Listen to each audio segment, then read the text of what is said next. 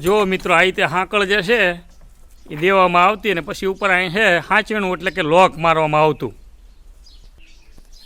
આ જે તમે જુઓ આ હાંકળ એ આ રીતે દઈ દેતા અને પછી આમાં લોક મારી દેતા. જો કે પહેલાંના જૂના સમયમાં લોક કોઈ નહોતું કહેતા, હાંચણું કહેતા કે દરવાજાને હાંચવીને રાખે, ઘરને હાંચવીને રાખે એટલે એને હાંચણું કહેતા.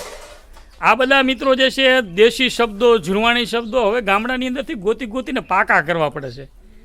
ભલે આ ફાનસ જે છે એ માટીનું બનાવેલું છે, પણ આજની તારીખે મારા ઘરે આવું ઝૂણવાણી હયાતની અંદર પણ ફાનસ છે.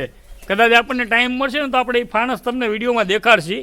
અને પહેલાંના જે દરવાજા હોય ને એમાં આમ તમે જો આ રીતે કડા આવતા ખેંચવા માટે, એક આ બાજુ અને એક આ બાજુ. ઘણાની અંદર એક કડું આવતું ને ઘણામાં બે કડા આવતા.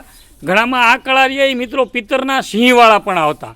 અને આ છે એ કમાડની હાંકળ, અને આને મિત્રો જોડી કમાડ કહેવામાં આવતા પહેલાંના સમયમાં. કારણ કે આવા બે કમાડવાળું જે કમાડ હોય ને એ જોડી, અને પહેલાંના સમયમાં જે બાયણા આવા બનતા દરવાજા એ બધા આવા જોડી કમાડના જ બનતા. કારણ કે સિંગલનું ચલણ અત્યારના સમયમાં આવેલું છે. પહેલાંના જે રજવાડાના સમયમાં જે જૂનું હતું એ બધામાં આ રીતે હતું.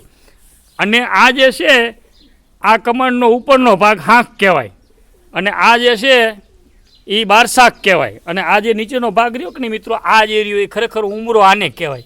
ઘણા આપણે ઉમરો અહીંયા આપણે પથ્થરનો નાખતા હોય, પણ ખરેખર ઉમરો જે છે ને એ લાકડાનો હોય. આવી રીતે આ નીચેનો ભાગ જે અહીંથી માંડીને અહીં સુધીનો રહ્યો કે નહીં એ આખો ઉમરો કહેવાય. અને આ જે છે મિત્રો મેં તમને કીધું, ફરીને કહું છું, આને જોડી કમાડ કહેતા.